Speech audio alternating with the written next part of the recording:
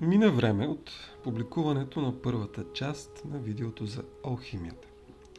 Припомням, че там говорихме за произхода и генералното значение на основни символи и обещахме, че в тази втора част ще разясним в подробности психологичното значение на различните фази в алхимичния процес, а и ще направим неочаквана връзка с техните съответствия в християнството. Да обърнем внимание сега на класическите фази на алхимично преобразуване, които в най-познатия си вид са, разбира се, 7. Съществуват описания и на 12. И с латински наименования. Първата фаза е калцинатио. Калцинация, сухо нагряване, понякога наричана и кръщение с огън. Що се отнася до завуалирания лабораторен вид на процеса, той се описва като контролирано изпепеляване на материята с един постоянен огън. Обгоряването обаче не спира след като материалът е станал обикновена сиво-черна пепел, а продължава докато тази пепел се превърне в шепа фин бял прах. От психологическа гледна точка тук се описва първата степен на пречистване на човека, в която егото допуска изпепеляването на своята изгаряща егоцентрична воля, за да се развие личност, готова да служи на тихия душевен принцип в себе си. Тази начална фаза на освобождение от уловно тежкия ни егоцентризъм става възможна с отварянето за духовното разбиране, че жертвата на волята е самото освобождение на съзнанието и именно с това започва процесът на преобразуването му. Когато и егото разбере посредством своите умствени способности нещо от този процес, то се опитва да го имитира, да замества грубата си воля с по-култивирани идеи, например за служене, но само за да поддържа образа за себе си в една по-благоприятна светлина. Точно за това в описанието на калцинацията изрично се подчертава, че горенето не спира след привидното изпепеляване, а чак след изпепеляването и на самата пепел, след което остава, както споменахме, само шепа бял прах.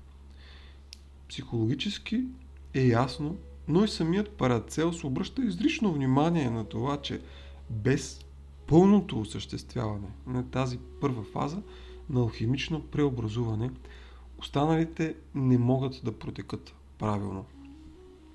Втората фаза – сублиматио. Сублимация или може би на български нещо като възпарение, понякога наричана и кръщение с въздух. Тук в съответния лабораторен съд, което ние знаем, че означава душата, чрез провеждане на нещо като обратно утаяване, се разделя финия от грубия материал. Затова алхимиците често наричат тази фаза и сепарация. От пепелта на пожертвената воля, пречистеният елемент на, в кавички, майката на материята, както го наричат някои посветени, се въздига чистата, девствена душа, която представлява материалът за осъществяване на духовно-душевния човек. В тази фаза чувствата, мислите и импулсите на човешките действия са ръководени от вътрешни душевни трептения, които именно чрез критерия на сублимация, разделение, т.е. разделителна способност, критерии. Чрез критерия биват разпознати и разграничени от всичко друго и съответно могат да оформят един ясен образ. Третата фаза – солютио, разтваряне, понякога наричана и кръщение с вода. Описва се като разтваряне на твърдото вещество в лабораторния съд много бавно и съвършено безшумно. В някои алхимични творби този процес се нарича удавянето на стария крал, с което се има предвид азът. Логично е, че промяната в физичните качества изобразява и съответния психичен процес.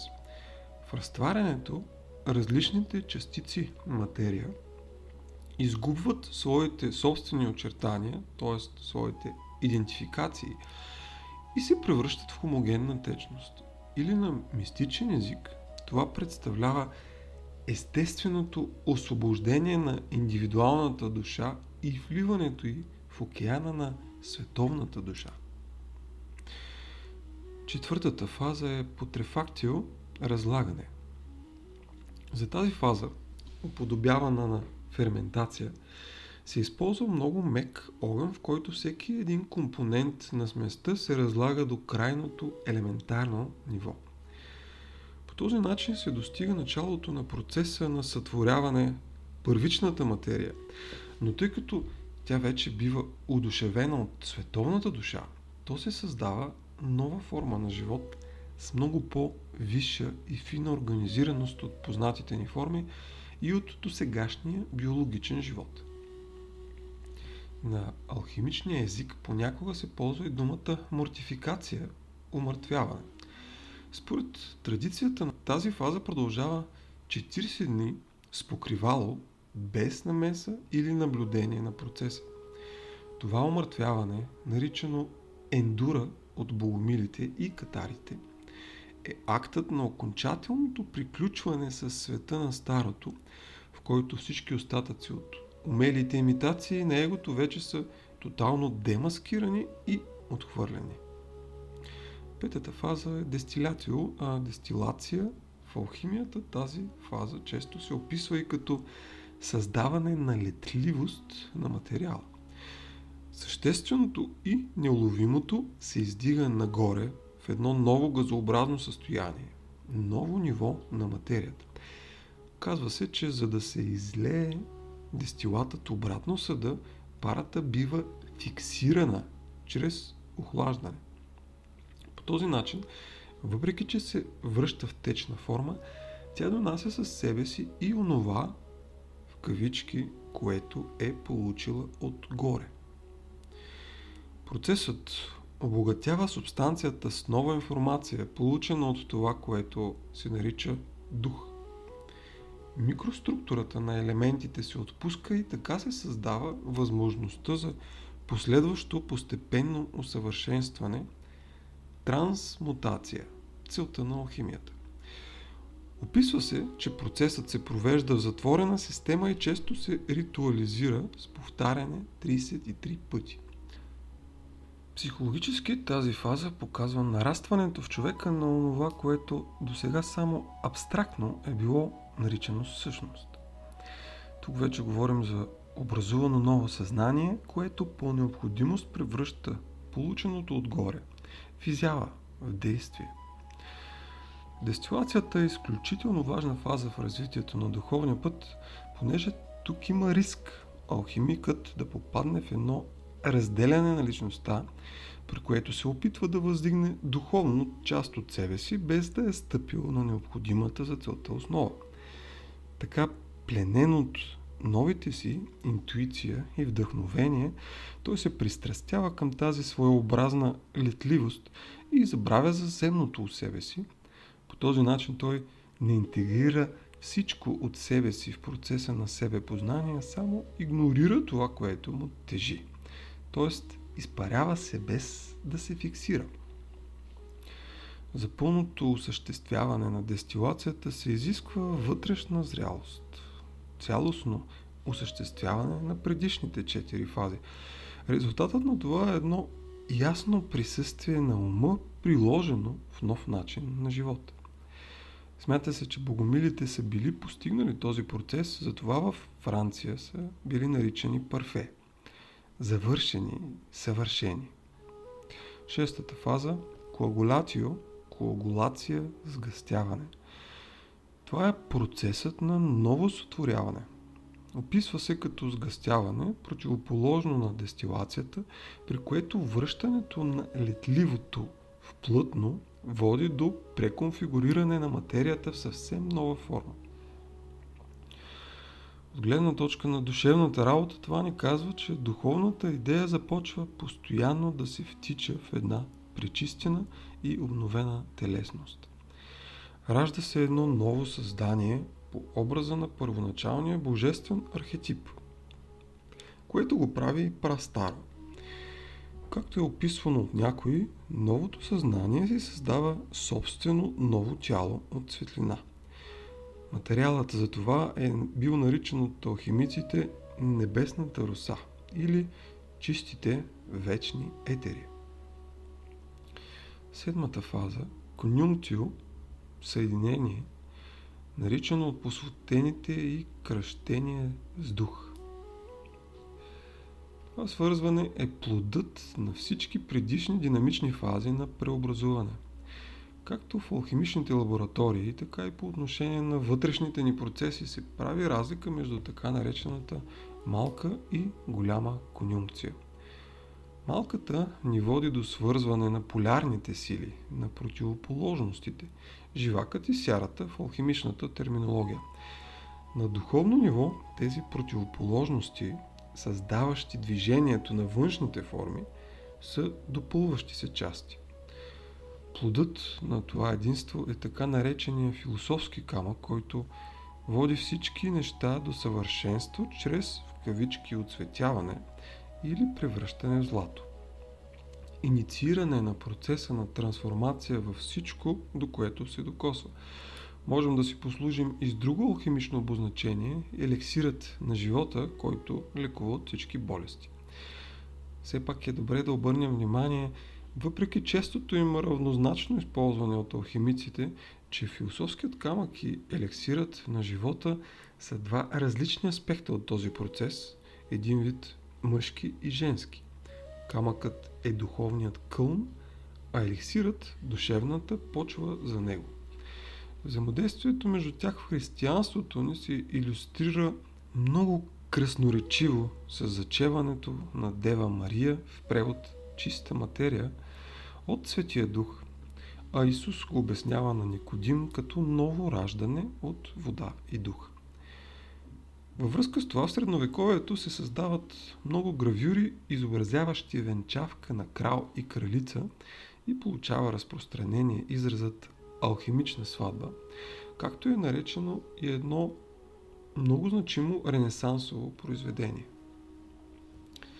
Идеята за женихът Христос и девицата, душата, вземат централно място и в Новия Завет. Голямата конюнкция, възможна само във висшата алхимия, е окончателното единяване на душата с неизменните вечни творчески сили, което е отразено еднозначно в думите на Христос: аз и Отца сме едно. Свързването на алхимията с Новия Завет за някой може да прозвучи изненадващо, но съзнанието, че алхимията е вътрешната трансформация, пътят от Витлеем до Голгота не само е изключително полезна илюстрация на алхимичното преобразуване, но реално ни се дава и нещо като ключ за разбирането му. Витлеем означава буквално дом на хляба и обозначава сърцето. Голгота означава лобно място, т.е. череп, глава. Това вероятно е най-съдържателният алхимичен символ изобщо. А с такива изобилстват и Евангелията, и посланията на апостолите, и Йоановото откровение, най-значимите текстове на западния свят, насочващи ни именно към преобразуването на душевните качества, символизирани от метали в алхимията. Конкретните примери за това са вероятно безчет, но в светлината на описаните 7 фази вече всеки би могъл и сам да ги открива. Какво може да бъде, например, коагулацията, освен възкресението? А върху седморността на процеса изрично се акцентира и в откровението на Йоан, както с 7-те печата, така и с писмата до 7-те църкви. А и много лаконично процесите са обобщени и в второ послание на апостол Петър с един текст, който онагледява също и седморния път на посвещение на богомилите. Положете всяко старание и прибавете на вярата си добродетел, на добродетелта си благоразумие, на благоразумието си себеобуздание, на себеобузданието си твърдост, на твърдостта си благочестие, на благочестието си братолюбие и на братолюбието си любов. Следните думи на апостол Павел пък в посланието до Ефесяни не могат да бъдат по-алхимични и да опишат напълно конюнкцията.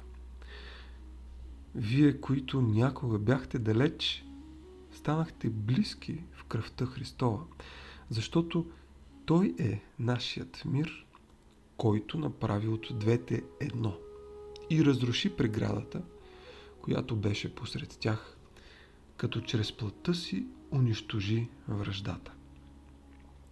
А следва да допълним и знаменитата му фраза "Погълната биде смъртта победоносно". Така и един от най-големите мистици, Якоб Бьоме, заявява директно още през 16 век: философският камък е духът на Христос, който трябва да проникне в душата на отделния човек. Пътят от Витлеем до Голгота е именно пътят на преобразуването и описва процесите Нигредо, Албедо, Робедо, за които говорихме в първата част на видеото. Като мостовете в преминаването на Исус между фазите кръщение, преображение, кръстна смърт, възкресение. Те намират отражение в съответните персонажи на Ирод, жадното за власт, включително духовна, Его, Йоан, който живее в пустинята, т.е. пречистването, и идва да прави пътеките през Господ, както се казва в Евангелието. Исус, роденият от девица в яслите на сърцето, който единствен може да приеме Христос, Божият син. И така, алхимията е едно необследимо поле, но никоя информация по тази, която и да е друга духовна тема, не би могла да ни помогне с нещо, ако не е действително осъществена в нашите сърца, глави и ръце. Накрая можем отново да нагледим лесното изкривяване на всички значения и някак вроденото от човека отдалечаване от смисъла. Събирателният и централен латински израз, обобщаващ алхимията, е solve et coagula. И може би всички знаем, че се превежда като разтваряй и сгъстявай. И макар никой да не е обърнал до сега внимание на това, изразът би могъл да се преведе също и като разреши въпроса и си създай нов критерий. Разрешителна способност. Разрешителната способност е нещо, което всеки от нас си мисли, че притежава, точно както и цар Ирод. Нека да си пожелаем по-висша различителна способност и доколкото можем да я изградим и приложим.